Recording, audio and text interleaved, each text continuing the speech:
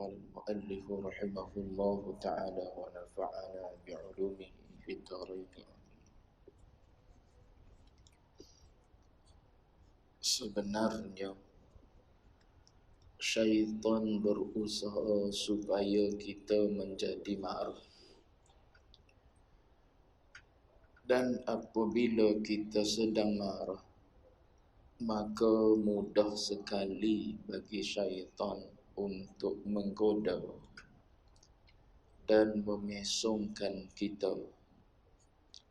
Kerana pertimbangan yang sehat telah hilang dan akal telah diliputi oleh emosi sehingga tidak dapat berfungsi dengan baik. Tuan-tuan muslimin muslimat sedang jemaah yang dirahmati Allah sekalian, alhamdulillah, pertama dan selama-lamanya kita panjatkan puji syukur pada Allah dan izin taufik hidayah Allah. Pada malam ini kita sambung lagi bacaan kitab 40 hadis akhlak mulia. Kita berada di bawah hadis yang ke-7, mengawal diri ketika marah. Jadi kita dah sebut dalam pertemuan yang lepas kenaan dengan sifat marah ini. Begitu juga kita dah sebut sebab-sebab yang menjadikan seseorang itu marah. Sambungannya ialah kita nak sebut lagi pada malam ini berkenaan dengan marah ni ialah bagaimana waktu datangnya sifat marah ni dalam diri kita. Sebab dia bermula dengan hati kita yang menggelegak, dalam hati kita mendidih, maka dia akan terbit sehingga ke anggota zahir kita. Nampak di wajah kita marah. Orang boleh beza muka kita saat tak marah dengan saat marah. Bahkan bukan setakat muka je berubah waktu marah ni. Bahkan kadang-kadang keluarlah di mulut kita perkataan-perkataan yang tidak elok. Jadi yang almarhum Syekh Fahmi sebut dalam huraian tu, usaha syaitan nak suruh kita marah bukan sekadar nak suruh keluar di mulut kita perkataan keji lah. Nak suruh kita kata ataupun kita sumpah seranah orang yang kita marah tu. Bahkan lebih daripada itulah dia nak memesongkan kita, dia kata. Maknanya ada orang yang marah sampai tahap keluar perkataan-perkataan yang boleh menyebabkan seseorang itu murtad ataupun keluar daripada agama. Contoh kata, ikutlah kalau aku kafir pun kafir lah.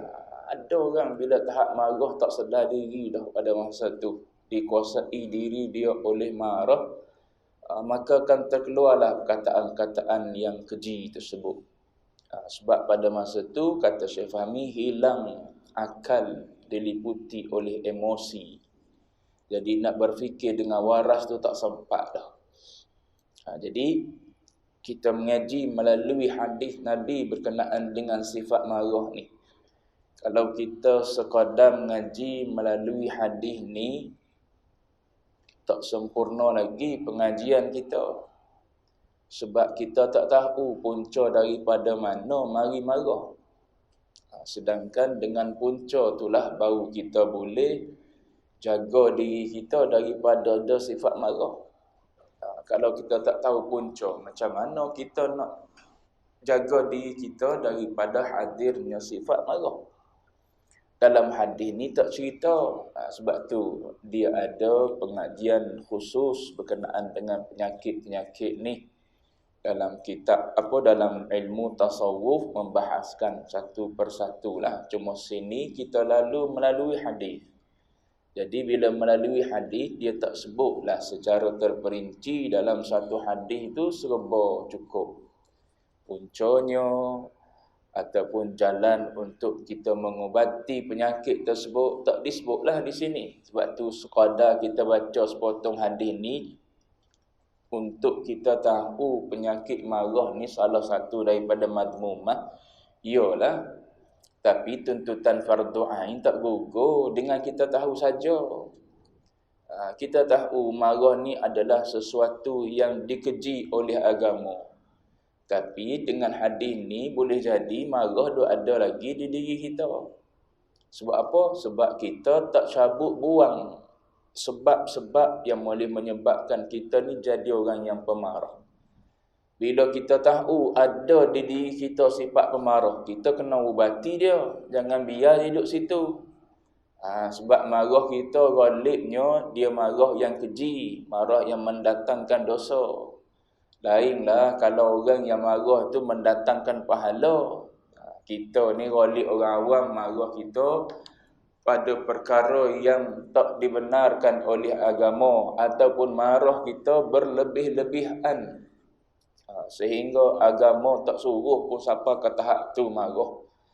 Jadi semua tu menjadi dosa. Kalau kita tak ubati penyakit tersebut, biar dia duduk di diri kita, tu penyakit nama dia. Penyakit itu akan menyebabkan pahala amal kita berkurang. Bila kita marah, kita keji orang. Dengan sebab kita keji, mari dosa. Dengan sebab kita nak marah, kita kata fitnah pada orang, kita umpat orang dan sebagainya. Dengan sebab marah, kita jadi dengki dengan orang tersebut. Itu sebab-sebab daripada marah menjadikan habis amal ibadat itu. Bahaya. Jadi nak kena tahu bila kita ada penyakit ni, macam mana nak suruh hilang marah ni, marah yang keji maksudnya. Marah yang keji dalam diri kita ni supaya tidak ada dalam diri kita. Kalau nak marah pun pada perkara yang dibenarkan oleh agama. Baik. Jadi ulama dia bahagikan cara nak ubati penyakit ni dengan dua jalan. Satu melalui jalan ilmu. Yang kedua melalui jalan amal. Melalui jalan ilmu maknanya kita kena ajar pada diri kita. Biar kita tahu saat kita nak marah ataupun saat kita marah tu, satu, biar kita yakin sungguh-sungguh dalam hati. Bila sebut ilmu, kena yakinlah. Biar kita tahu sungguh-sungguh yang mana muka kita saat marah tu sangat-sangat huduh. Biar yakin gitu. Masa muka kita merah, kalau orang putih lagi nampak, orang gelap tak nampak sangat muka merah. Bukan muka je merah, mata macam nak keluar. Telinga merah sekali dengan muka. Mata celak tu orang tak berani nak tenung. Waktu marah tu. Satu kena buh di diri kita saat mu macam tu huduh. Huduh. Cuba kalau letak cermin depan pada masa tu, kita tak tergamak nak tengok muka kita sendiri. Huduhnya muka aku yang handsome ni jadi huduh. Kena ingat waktu kita marah tu, waktu tu huduh mukamu tu. Ingat paling kurang yang tu tak apa dah buat tahu.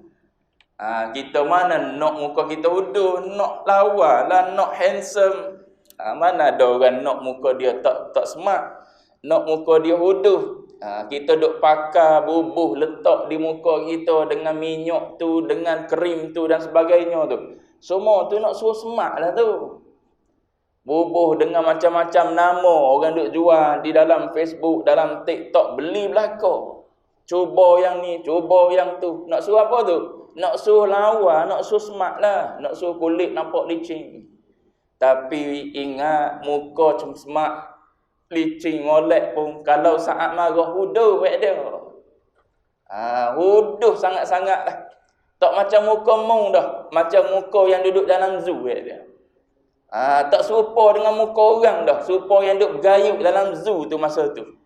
Lebih teruk daripada gorila lagi muka pada masa tu. Tu untuk kita bagi tahu pada orang ni, untuk kita sendiri, maknanya kita kena yakin muka kita pada masa tu sangat-sangat huduh. Kalau kita ni orang yang sensitif dengan muka, takut orang kata tak cantik, tak lawa, dia berhenti setakat tu muka aku tak lawa ni kalau marah, tak jadi nak marah. Sebab orang tengok muka kita berubah tu huduh, jadi orang kata bukan lawa sangat pun sebenarnya, waktu marah huduh sangat muka. Maknanya kita pun tak jadi nak marah. Itu disebut dengan ilmu. Ajar diri kita saat nak marah, satunya mikir huduh muka kita. Yang kedua, pergi jauh sikit sampai ke akhirat mikir. Ni ulama sebut sepintas lalu, ni saya lalu ni. Yang kedua, biar kita bubuh dalam hati kita, saat kita marah tu kita mikir. Lebihnya kalau kita tahan diri kita daripada marah. Sebab Allah Ta'ala sebut dalam Quran, u'iddat lil muttaqin wasari'u ila maghfiratin min rabbikum.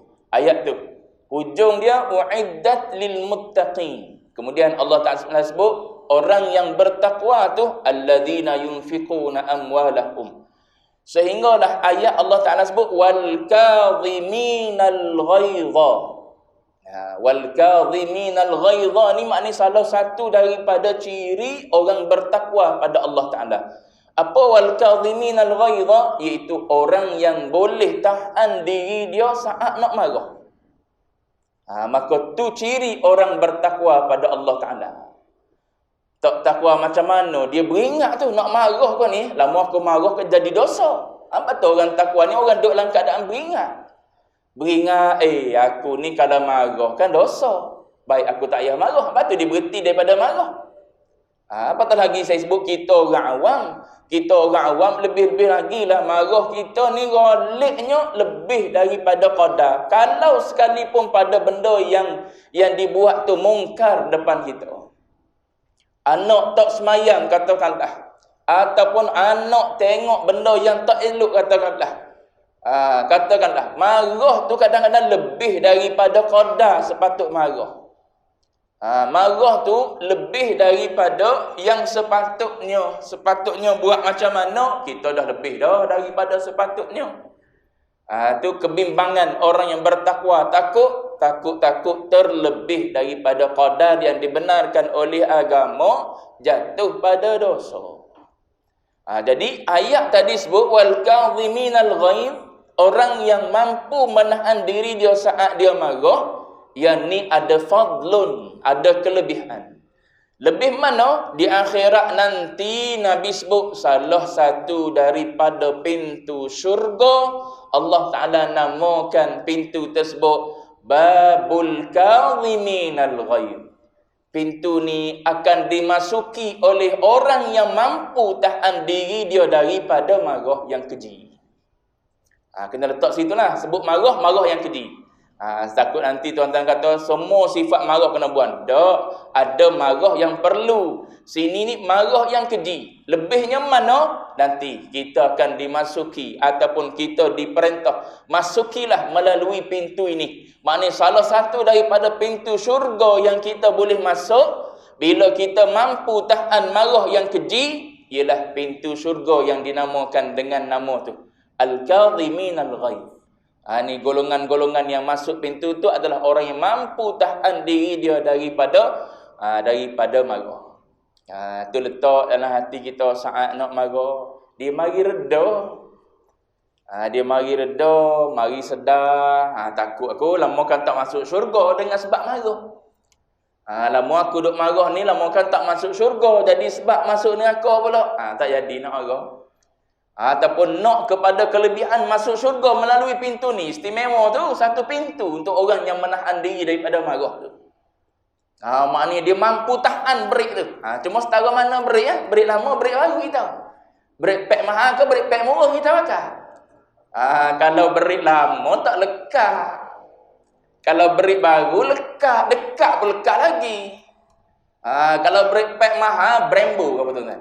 Kalau yang Brembo dekat pun berhenti lagi, tak langgar lagi. Tapi kalau yang lama disc brake lama jawab dia, dekat baru brake jawab dia, langgarlah belakang kereta. Tu nak tahu lekat tak lekat.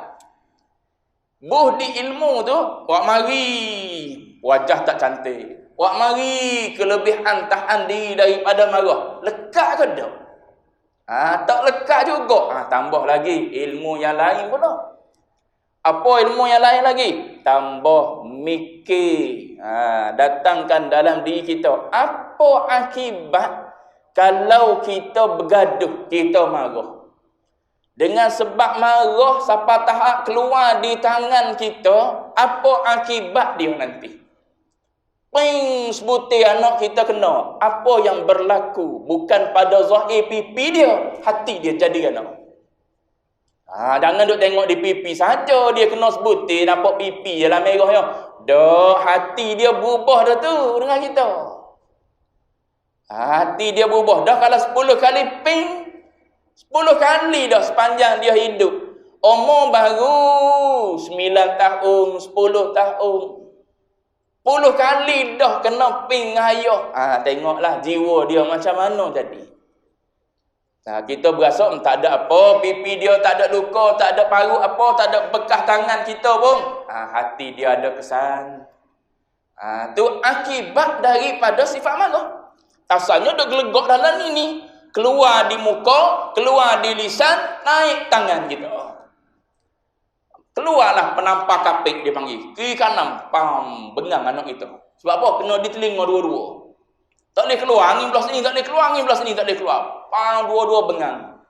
Silat-silat, rosak gegendang. Saya ingat ada satu ketika dulu rakan setugas. Dia marah sangat pada budak tu. Dia lempang budak. Tangan dia jenis tangan besar. Saya ada orang jenis tangan besar. Kena budak tu di muka, di pipi, berdarah. Keluar darah ke gendang. Nak beritahu akibat daripada mana tu? Punca daripada marah. Lepas daripada kes tersebut, panggillah nak buat perdamaian dengan mak ayah, kena pergi cek ke hospital lah. Lepas daripada dia kena dia pukul marah darah tu, dia bawa pergi klinik juga, cek di hospital. Kita juga susah bawa pergi ke hospital, doktor cek tak ada apa kot. Cuma dia kena gegendang sikit, menyebabkan darah. Gegendang ni antara yang sensitif. Tiup Filipio ke apa tuan-tuan mengaji dalam sains kan, dalam telinga tu. Tu sensitif tu. Ni air yang ada dalam ni menyebabkan orang penyakit apa? Tak seimbang jadi badan ni. Tu yang doktor test tu. Cuba berdiri kaki rapat sebagaimana orang perempuan nak sembahyang tu kan, di tiang tu. Tu kalau tak boleh berdiri seimbang tu ada penyakit tu. Air dalam telinga kita tak seimbang. Supaya air dalam mesin basuh kau boleh jadi ni. Cuma nak sebut yang gitu. Bawa pergi hospital last kali, saya sebut ringkas cerita ni untuk pengajaran kita. Buatlah perjumpaan dengan mak ayah dan ustaz tadi itulah. Maka ustaz tu tak kahwin lagi. Apa kata parent? Parent tu dia boleh maafkan, tak ada masalah sebab anak dia pun tak ada lah teruk sangat. Dia kata, ustaz tak tahu macam mana jiwa seorang mak, seorang ayah. Sebab ustaz tak ada anak lagi. Dia kadang-kadang ramai ni yang muda-muda ni. Yang muda-muda, dia tak ada anak lagi, dia tak sedar macam mana perangai anak. Bila dia ada anak, baru dia tahu, anak aku pun perangai serupa dengan anak-anak orang lain. Ada yang sampai tahap tak puas hati dengan budak, tarik mulut, tarik lidah. Tak puas hati.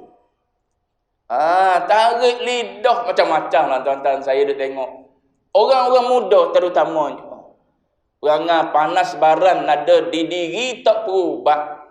Bila tak berubat, dia jadi penyakit. Jadi, bila penyakit ni ada ni, salah satu daripada kita kena letak dalam diri kita, akibat kalau aku marah.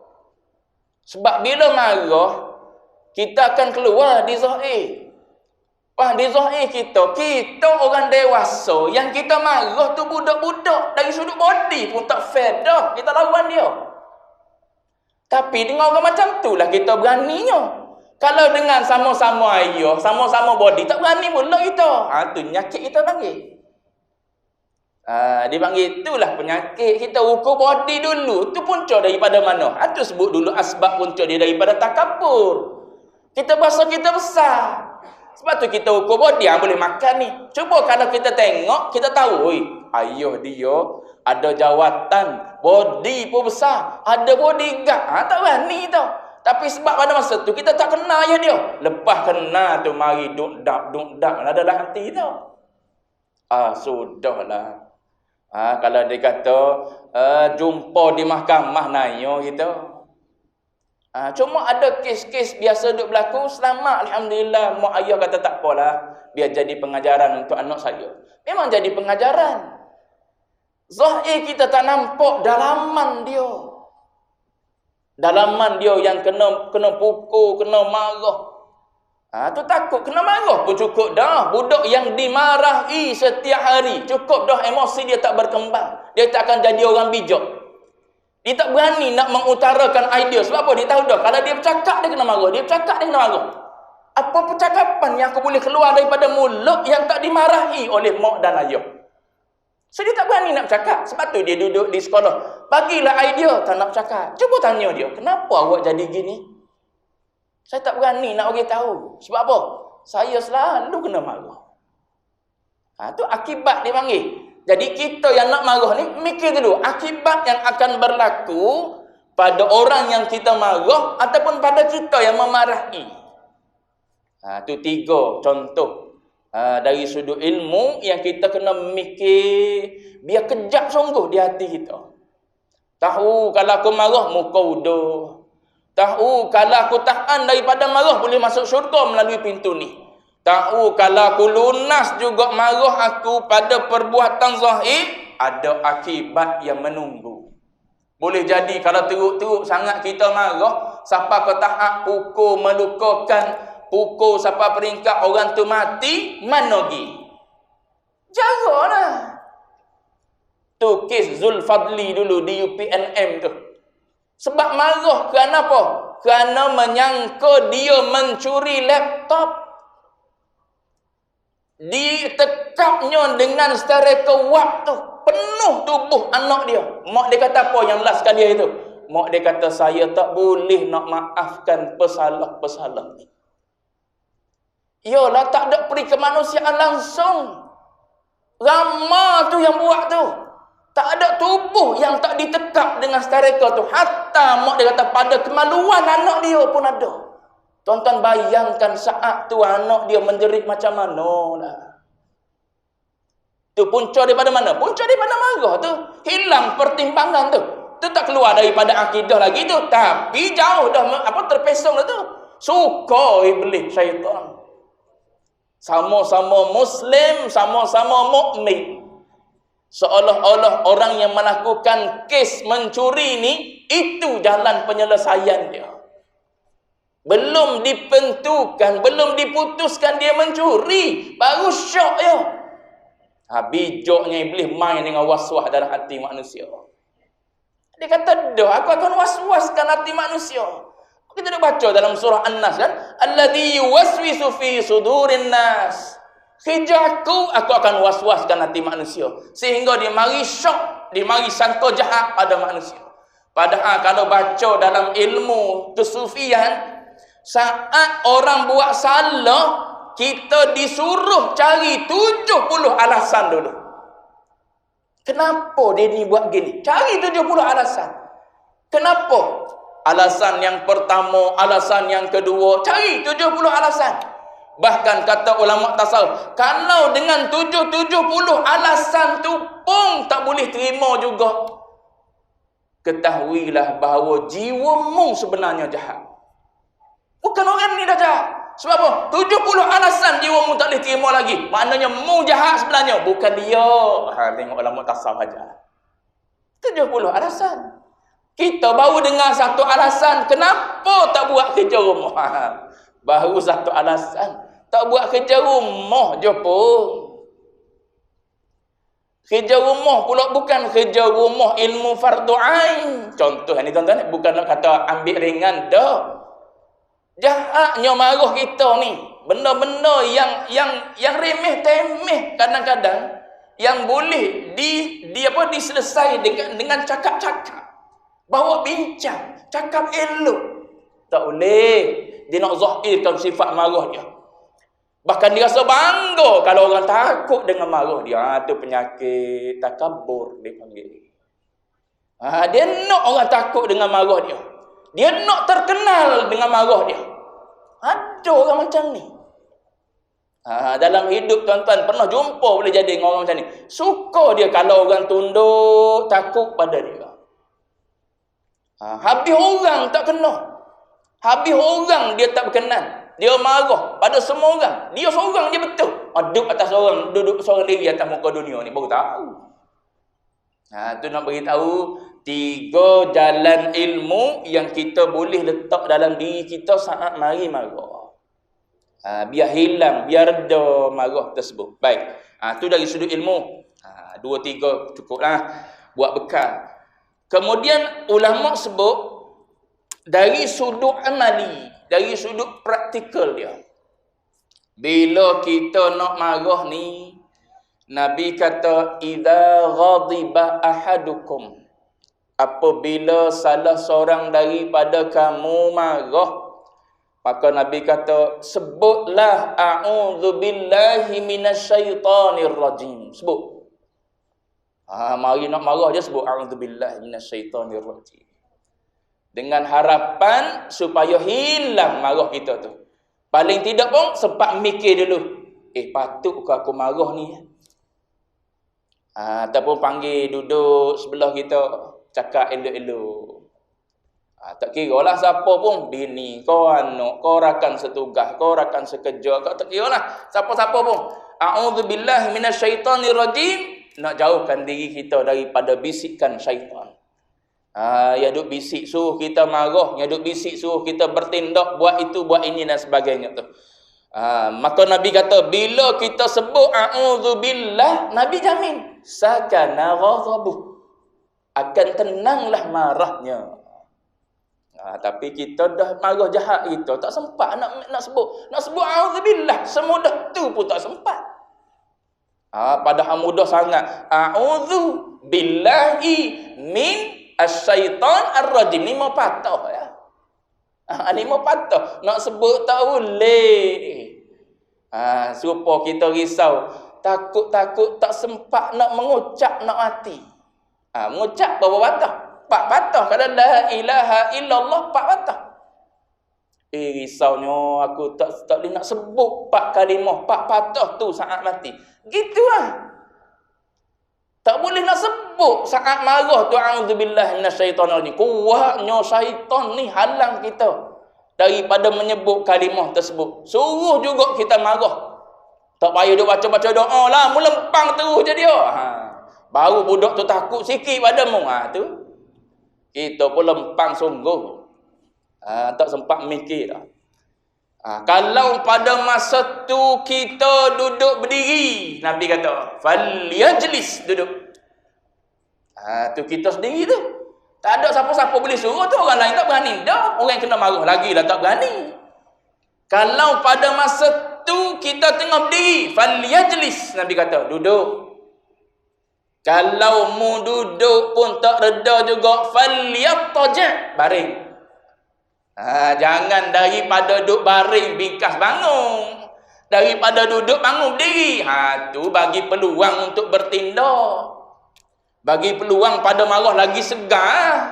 Molek-molek duduk baring, pergi bangun duduk. Ataupun bangun berdiri. Lagi segar lah sifat marah tu. Tak, dia daripada berdiri, duduk. Ada duduk lalu kot TikTok kan. Ada seorang pemandu marah. Bawa bata ni, bata seketul. Batas ketul, gih 4 cermin kereta orang. Tu tak sempat nak mikir tu. Cina dah tapi. Tak sempat nak mikir. Padahal bila dia 4 pecah orang pakai dashcam sekarang ni dah. 70 mai ke apa tuan-tuan. Dashcam yang mahal-mahal. Sekarang ni orang pakai. Ketika parking tu pun dia rakam. Dia sambung di bateri hidup tu ketika dia parking tu. Kita langgar, undur kereta langgar kereta dia. Rakam tu. Dia ada lah nak suruh rakam juga waktu parking ataupun tak nak rakam waktu parking, dia ada lah. Tuan-tuan pandai lah. Pergi kedai aksesori pandai lah dia buatnya. Cuma nak sebutnya, waktu tuan tak ada dalam kereta, adanya hanya dashcam. Kita undur, terlanggar kereta dia. Tak payah lari lah. Kalau ada, dia boleh rakam tu. Kita duk tengok dah lah. Duk tengok dah orang pasang-pasang tu, kita pun duk tanya. Bagus juga kalau pasang. Nak pasang di motor lah. Motor keris kita. Siapa nak ambil motor keris kita? Cuma nak sebut contoh. Dia rakam tengok tu. Lepas tu, bila dah pecah cermin tu, barulah mari mikir, kena bayar. Lepas cermin depan pula, berapa ratus.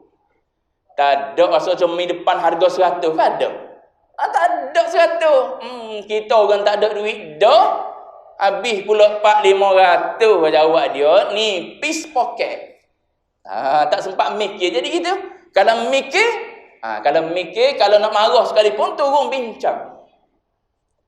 Ada juga orang baik-baik. Tapi gitulah di tengah-tengah jalan raya ni. Ada juga orang yang tak baik.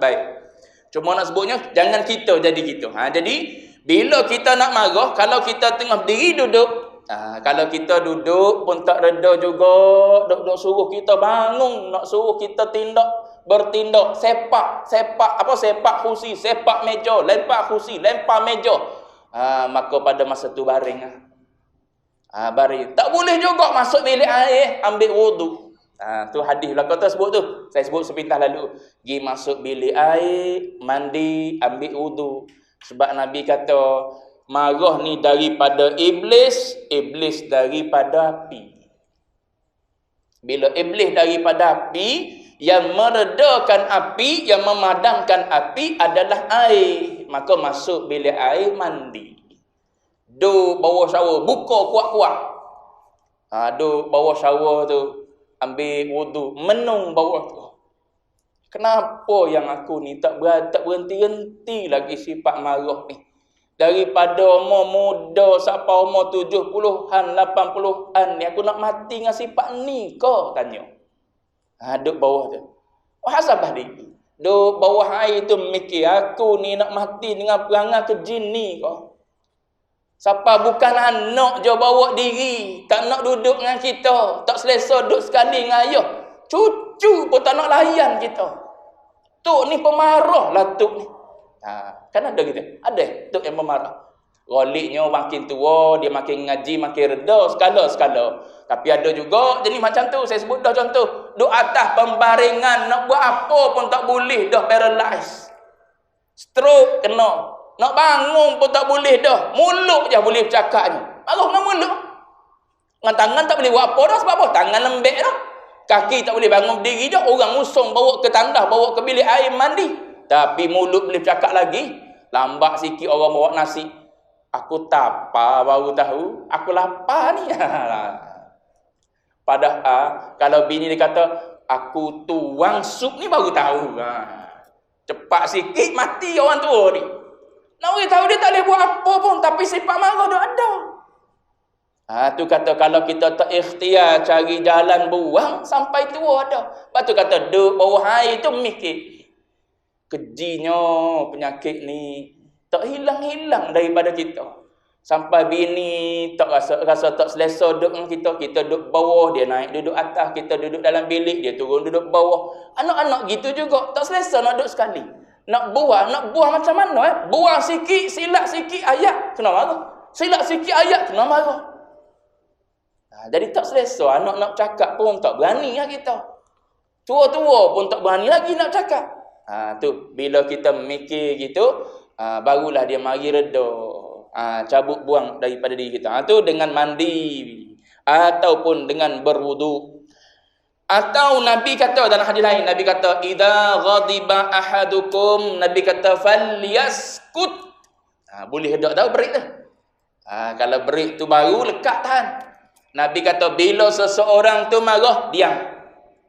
Nabi sebut apa kali? Qalaha thalathan. Nabi kata 3 kali. Nabi ulang hadis tu.